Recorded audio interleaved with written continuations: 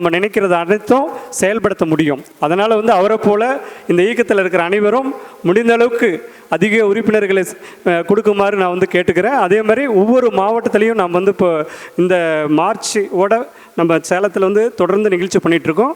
ஏப்ரல்லேருந்து ஒவ்வொரு மாவட்டத்திலையும் இந்த மாதிரி நிகழ்ச்சி நிறைய நம்ம பண்ண போகிறோம். அதற்காக தான் தமிழ்நாட்டில் உள்ள அனைத்து மாவட்டங்களிலிருந்து இங்கே கவிஞர்கள் பேச்சாளர்கள் இந்த அவையில் நம்ம கொண்டு வந்திருக்கிறோம். ஒவ்வொரு நிகழ்வுலையும் நம்ம 200 300 பேர் 500 பேர் கூப்பிட்டு நிகழ்ச்சி நடத்தணும். இன்றைக்கி பொறுத்த வரைக்கும் நான் பார்த்திங்க அப்படின்னா தமிழ் சார்ந்தவர்களை மட்டும்தான் கூப்பிட்ருக்கேன்.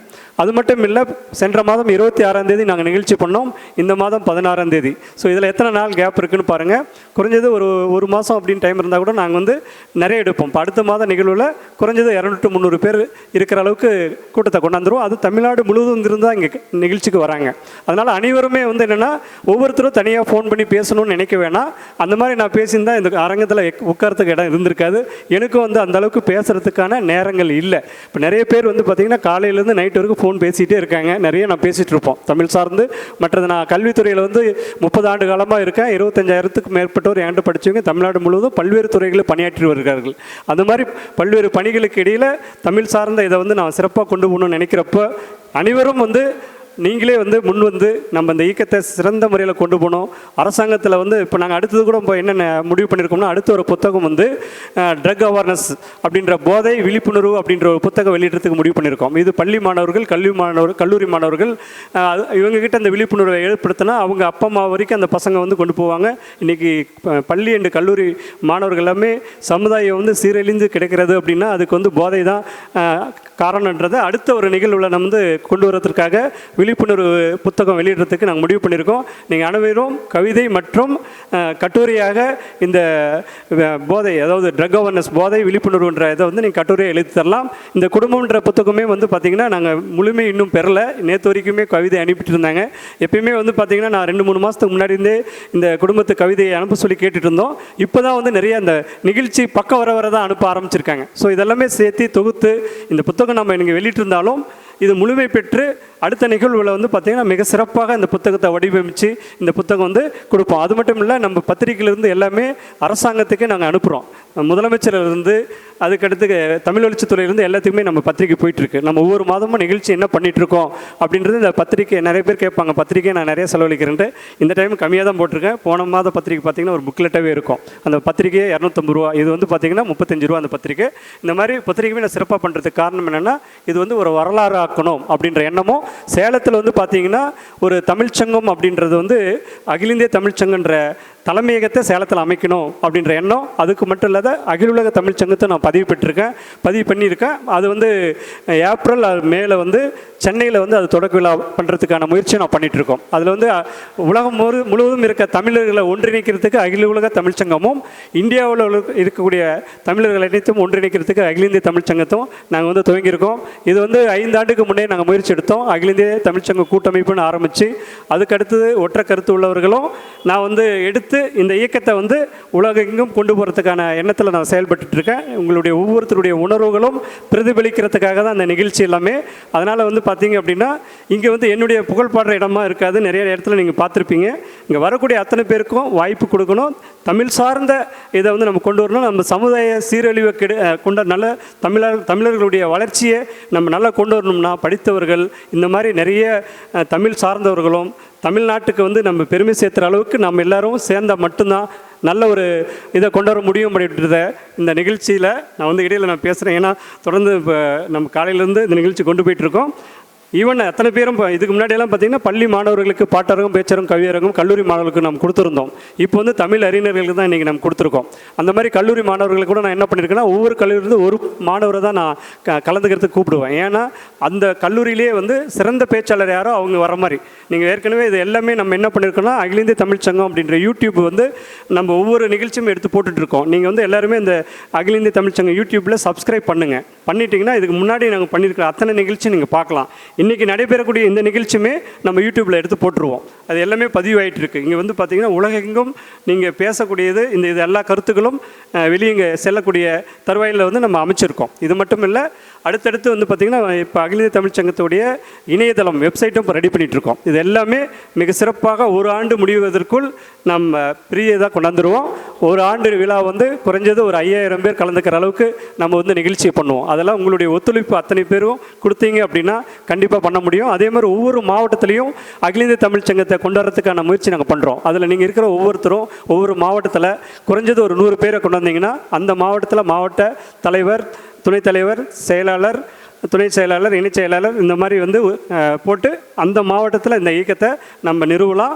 ஒவ்வொரு மாவட்டத்திலையும் பள்ளி மாணவர்கள், கல்லூரி மாணவர்கள் மற்றும் தமிழ் அறிஞர்கள் இவங்க எல்லாமே சேர்ந்து பல நிகழ்ச்சிகள் இங்கே நம்ம பண்ணுற நிகழ்ச்சிகள்லாம் ஒவ்வொரு பள்ளியில் போய் நம்ம பண்ணலாம்.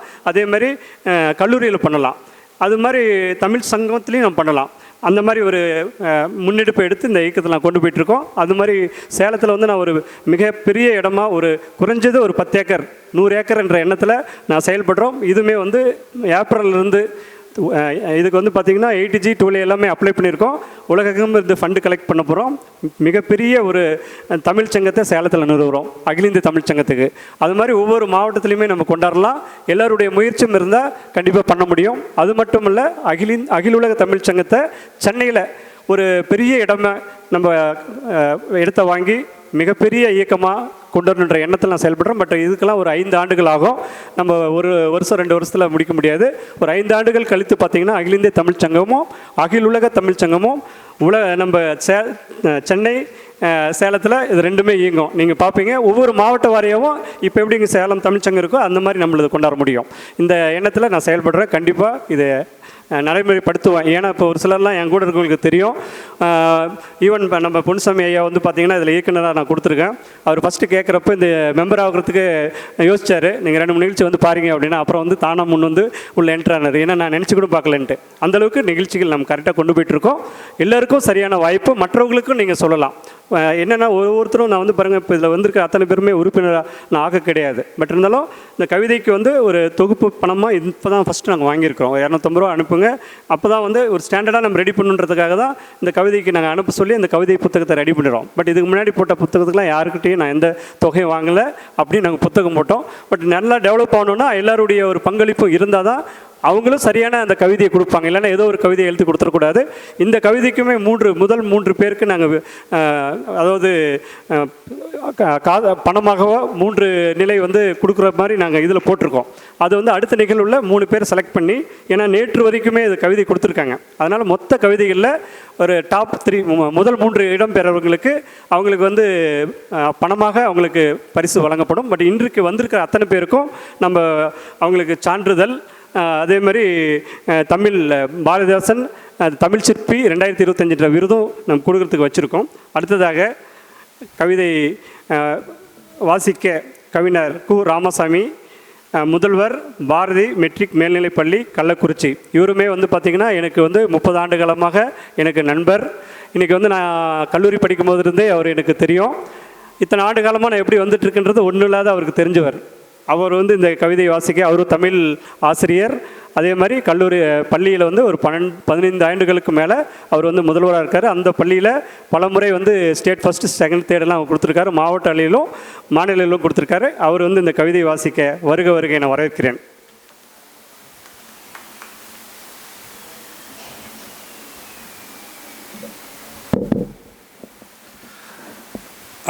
அனைத்து உள்ளங்களுக்கும் என்னுடைய மாலை வணக்கம்.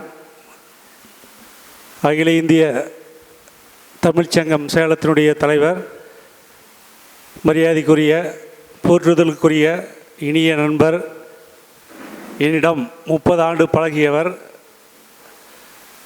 கல்வி சார்ந்த சில செய்திகளை அவ்வப்போது தொடர்பு கொண்டு நாங்கள் பேசிக்கொள்வோம். நான் கள்ளக்குறிச்சி மாவட்டத்தில் ஒரு ஆங்கில வழி கல்வியில் தமிழ் ஆசிரியராகவும் முதல்வராகவும் இருந்து கொண்டு அந்த பள்ளியிலே தமிழகத்திலே வரலாற்றிலே முதலாக தமிழ் பாடத்தில் 200க்கு 199 மதிப்பெண் வாங்கி கொடுத்து அந்த பள்ளிக்கு பெருமை சேர்த்த என்னுடைய வாழ்த்துக்களை தெரிவித்துக் கொள்கின்றேன். ஏனென்று சொன்னால், ஒரு ஆங்கில வழி கல்வியில் தமிழ் ஆசிரியர் முதல்வராக இருப்பது ஒரு கேள்விக்குறியாக பேசும் பொருளாக இருந்தது.